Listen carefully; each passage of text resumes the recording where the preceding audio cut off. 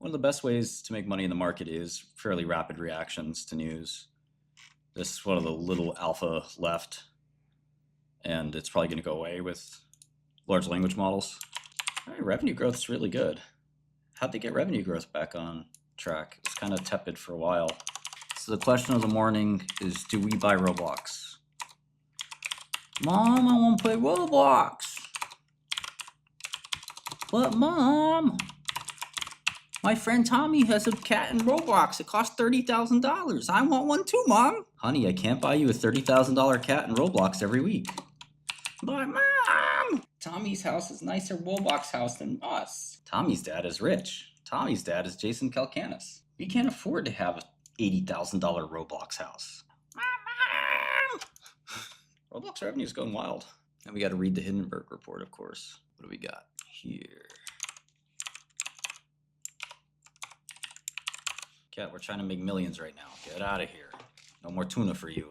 Cash flow from operations, first half of the year, 390, 395.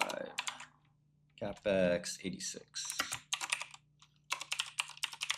Free cash flow first 6 months, 304.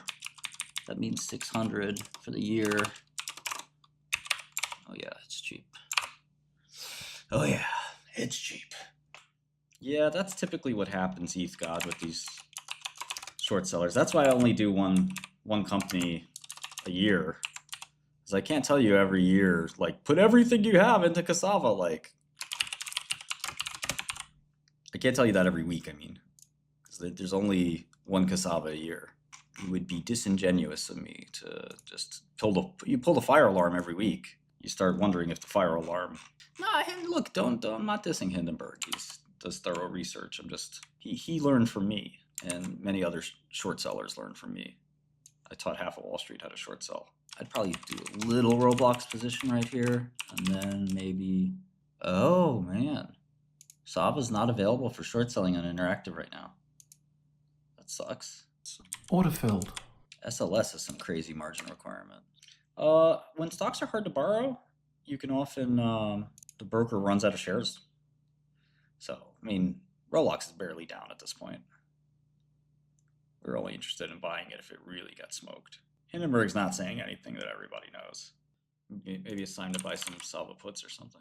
What do the bulls, GameStop bulls cry about? They took away the buy button. They took away my sell button. I'm trying to short. This wasn't a crazy reaction.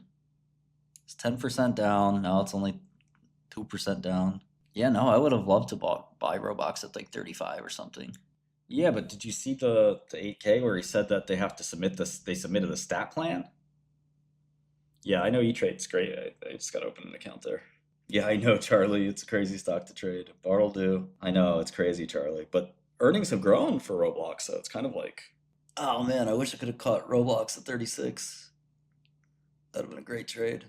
I think it depends, Humphrey. If you don't have the time to research a lot of stocks, probably you want to do 5, and that's assuming you really want the smoke. The market's, the more stocks you pick, the less alpha you probably get. So if you want the smoke, I would just do 5 stocks and just have a crazy portfolio. That's probably one of the few ways Buffett said he can make 50 to 100% a year if he had to start all over. That's basically the way he would do it. Because that's the way he did it when he was younger. He had 3 stocks at one point. But usually you had like 5 to 10 stocks. I know it sounds crazy, but if you have if you're looking at tons of stocks, you have to do 2 things. 1, you have to look at a ton of stocks. 2, you have to have extreme conviction in those 5 stocks. So when you find stock number 6, it has to be able to be good enough to join the group of other stocks. Most people will say, okay, I can make 30 or 40% on stock 6. I'll add it to my portfolio. But we sometimes call this a hurdle rate. You have to say my hurdle rate is I need a double in every position I take. Otherwise, I'm not going to take it. I don't care if I can get 50%. I need at least a double. And if you just have that really rigorous approach, you can do really well. Yeah, I think that there's a couple of formulas. There's one that Steve Cohen kind of taught Wall Street. You can actually model out, believe it or not, your results. So if you have you can actually do position size, turnover, number of positions, win rate, win percent versus loss percent. So you can kind of like take these ideas and then you can kind of do like standard deviation. And you can actually do either Monte Carlo simulation or just plain numerical analysis. So there's a lot of ways to, you can figure out the formula. It's not too hard, but there's a lot of ways to model this. But like in general, as position sizes go up, your portfolio standard deviation will go up because your individual positions are not going to hedge idiosyncratic risk. But turnover is one of the most misunderstood ones. If your turnover is really high, your portfolio standard deviation drops a lot, and you can afford to have a fewer number of positions. But position size and number of positions are different. It's very, very interesting, actually. You can have a very low position size with a very low number of positions, but if you have extremely high turnover, this is kind of like a really interesting model where basically you don't lose money and you can still have a pretty healthy return. The Renaissance model, but your win rate should be fairly high. This is kind of the output, right? The output is returns and standard deviation, or what we sometimes call vol. So here, like the returns are good and the vol is extremely low if you trade like this. Oh man, this is gold right here. Now, what most people do is say this, which is bad, this,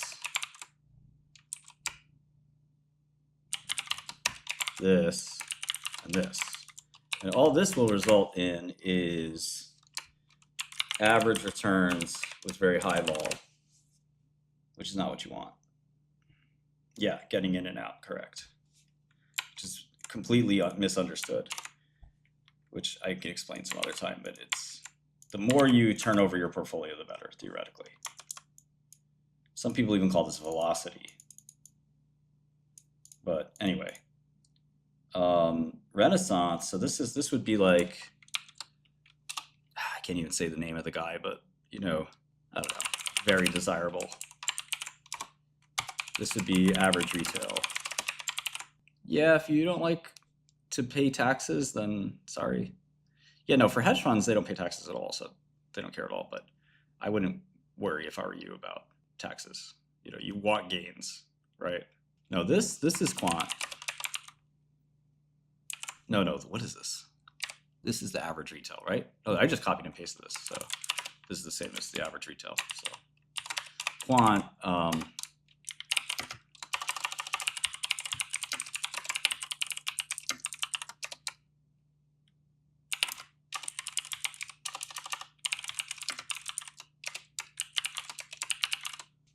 so this is kind of the best.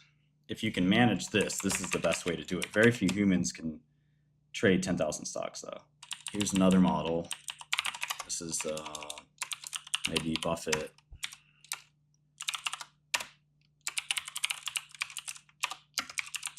This is the Buffett model, which probably makes sense for most people, and this is kind of what somebody asked about, I think. Or basically Humphrey. Then I'll show you kind of the Steve Cohen model. This is also extremely good. So there's a lot of ways to skin the cat. You have three like really good kind of balancing acts. Turnover is a function of two things. So it's like, maybe I'll put that here. Duration, basically just duration, right? It's like how fast you get in and out. So I guess like you have to keep, turnover is like a mix of different things, including like just your duration. So his duration is, position duration is years, minutes, weeks. And the exposure is different, like, because like here, he's always got like, keeps extra powder so low. So even though he's got a lot of hype, he's got very little positions, and the positions he does have are a very high percentage of the portfolio. He's still always keeping extra powder. So his actual turnover is less than you could even imagine because he's always got spare cash. Here the exposure is, portfolio is pretty full at all times, maybe even slightly leveraged. And here is, extreme leverage. So like what they get to do is really exploit this, right? Their throughput is so high and duration because of the extremely low duration, and extremely high leverage. They basically have it's like a money machine, and it's got extremely high throughput, but they don't win very much when they win. It's like a 50.1% win rate or something. So the engineers have to work on this. Whereas like Buffett's always looking at this. How do I add more high quality positions? So anyway, I hope that helps. There's no way this drug works, right? This could be 𝗕𝗥𝗚𝗃𝗧𝗏.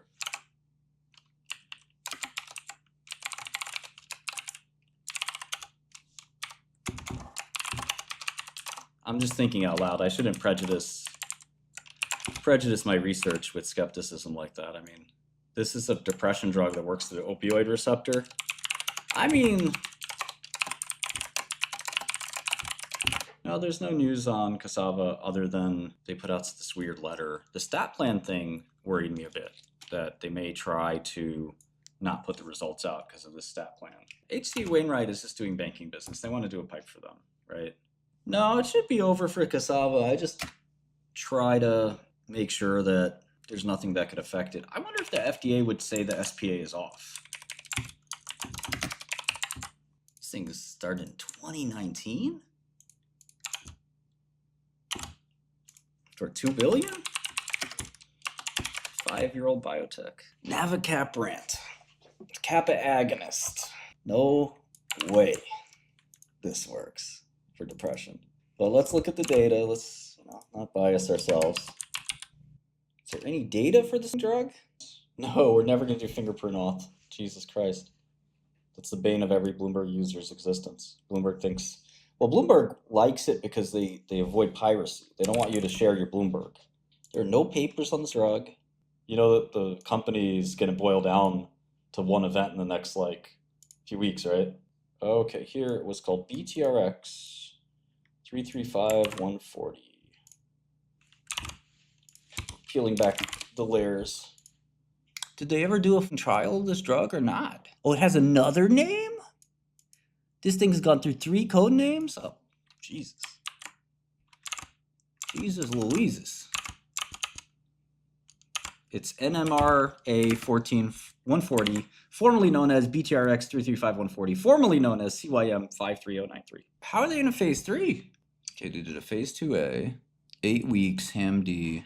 How about some results? Where's the publication? Something.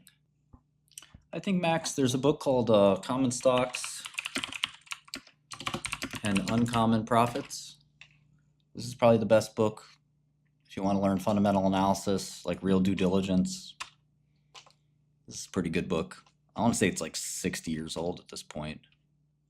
All right, so these guys were Scripps chemists, and I mean, you can see how carefully this drug was. Thank you. This drug was designed so carefully and so intelligently as compared to Cassava, which was like designed with fraud and ill intent.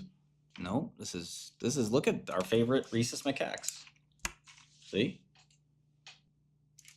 Why won't they say what the phase 2 results were? The study was completed in 2022. It enrolled 200 or so patients, but we don't know what the results were. This is a subgroup. It don't work? Okay, so they released the data in this weird phase 3 initiation press release. The people at the company are pretty serious, so I don't like to crap on something without doing some significant research. The opioid receptors are what... So basically this company is named Neumora. and its ticker is NMRA. Okay, and they're designing a so-called kappa opioid receptor antagonist. So what does that mean? Well, on your brain cell, here's a brain cell, here's a neuron. Okay, this is inside the neuron, right? Sometimes called intracellular, and this is outside the cell, is extracellular. So on the surface of the cell, there's three kinds of receptors. We kind of try to visualize these receptors almost like they're pockets that you can put something into, okay? And typically what we put in here is an opioid. Now we make natural opioids. That's why we have these receptors. We make very weak natural opioids called endorphins. You might have heard of them. Like you get endorphins when you get a runner's high, or when adrenaline gets pumping through your system, your body releases endorphins so you don't feel the pain. And that's where the endorphins go. They go in here. Here's endorphin. And then when that happens, the signal gets sent to relieve pain. Here's the signal. And then it does something else, and that something else is very important, but basically the downstream effect is that pain is relieved. Okay? So that's how the endorphins work. So if we can make a stronger, and these are called agonists. So everyone knows really strong opioid agonists. For example, there's morphine. Morphine is like really strong, right? So it makes an endorphin look pathetic. It's like gigantic amounts. And the way we measure this is the molar affinity needed to activate the receptor. So the smaller the amount of drug you need, the less you need to get the analgesia or pain relief. So, all the pain relievers that work in the opioid receptor, this is how they work. These are agonists, so they activate the receptor. Similar to how the natural ligand, which is endorphin, but here's the thing. There's three of these receptors. There's three kinds. There's millions of the receptors, right?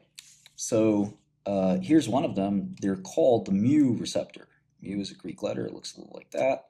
The kappa receptor looks a little like that. And the delta receptor looks a little like that. Okay, so there's three kinds of opioid receptors, and they all kind of contribute to pain relief, but they do slightly different things. So if you design an opioid drug, whether it's an agonist or an antagonist is a blocker. And yes, the side effects, everything is related. So if you design an antagonist, what you're basically doing is you're creating a molecule that will stop the drug from entering the binding pocket. So this is the Neumora drug. I can't sneak in there because the Neumora drug is sitting there blocking it. I could go in here though. But I can't get through that Neumora drug because it's an antagonist. It's blocking the ability for fentanyl to get in. Now fentanyl's so strong it's probably going to get in anyway, but that's another story. So Neumora thinks that by blocking the kappa opioid receptor, patients with depression will alleviate some of their symptoms. What I would say to that is that opioids are very limited in their involvement in depression.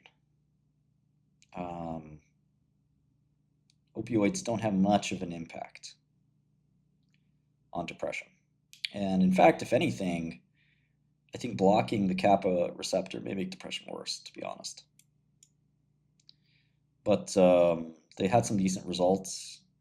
Technically, the primary endpoint failed, but it was close, and there's a bunch of other data that looked good. This is really simple. I knew this stuff like 15 years ago. Why would blocking the kappa receptor be useful in the state of depression? That's what we have to research. This kind of reminds me of the rimonabant, where they block the cannabinoid receptors, and they cause depression. So I think blocking the opioid receptors can be a little worrisome. I'm not a doctor, actually. So what I do is I want to look for other drugs that tried this and see if they worked. And so far they're mentioning these drugs. Let's see if somebody else tried to make a drug like this. Who made this? J&J, Johnson & Johnson. The plot thickens, huh? 184 people enrolled, drug versus placebo. Improvement in 𝗎𝗎𝗓s, week 6, was significant versus placebo. Not bad. Okay. The effect size is pretty small, and the p-value is pretty small, but p-value is pretty close to not significant, so pretty high. But the Johnson & Johnson drug more or less worked, and so maybe the Neumora drug will work too. Does that make sense to you guys? And Johnson & Johnson doesn't like to waste their time with drugs that can't be really big drugs, right? So I doubt they're still developing this drug, but let's see if they are. I mean, the world needs new antidepressants. So it looks like they are still developing it. 350 patients, phase 3. Okay, so Neumora, this is interesting. Lilly did one too. I mean, J&J's phase 2 worked. It just worked not that great. A really small benefit. And I remember this is a Seroquel drug. Yeah, so samidorphan is the other drug. And samidorphan I don't think is used in monotherapy, but it's not selective for kappa, I don't think. So this is a really interesting company, I gotta say that. Good management.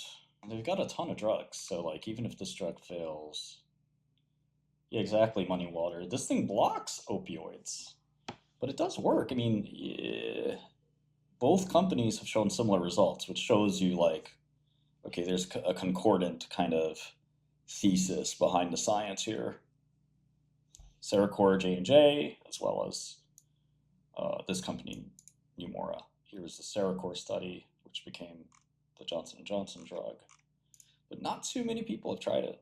It's very hard to make a drug that just hits one of the opioid receptors but doesn't hit the other ones. And here's where they did a someone did a, it was Alkermes, I think, did a samidorphan study that worked as well.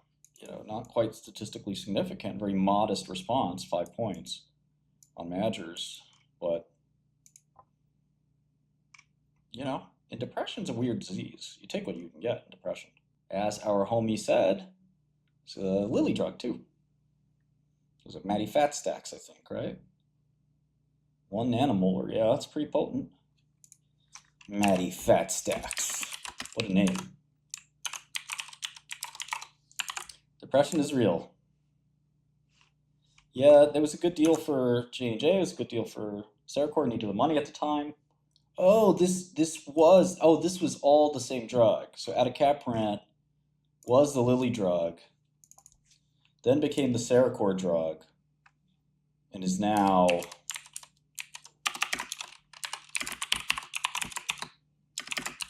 the J&J drug, 𝗓𝗏𝗏𝗏.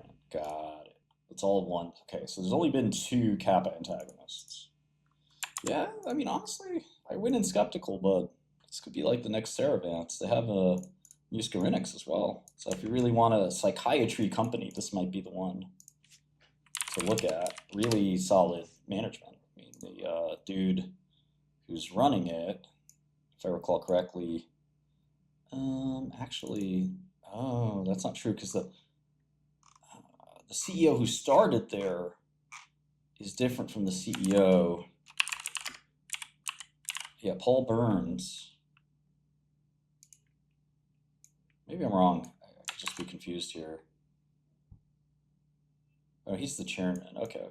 Never mind. This guy, 𝗥𝗘𝗢𝗀𝗀, was an AbbVie guy. AbbVie didn't do so great in psychiatry for what it's worth. But okay, so management, I thought management was a huge asset here. I'm going to put a question mark in there for a second. Okay, so they have another drug called NMRA-511. That's a vasopressin. Roche tried vasopressin. I was curious about vasopressin. It's, I mean, it's innovative, at least. Probably not going to work, but it's nice when you try new things, you know? Okay, now they have a M4 PAM. But I think you need an M1 PAM, right? For schizophrenia. Okay, so this is actually going to be for all the marbles, right? Because like this 511 drug they have is kind of, and then the IND for M4, I don't know that M4 PAM is really going to be it. Now, I forget if you need M1 PAM or M4 PAM. Is chat, you still there? For schizophrenia, but we have to look into that. But this is actually kind of crazy because when you say Seroquel M4 worked, I mean, the 𝗠𝗏 is M4. 𝗠𝗏 is the big M4 drug, right? Or the M1, M4. I mean, this is it, right? Yeah, what's the potency here? Is it M4 preferential? It said.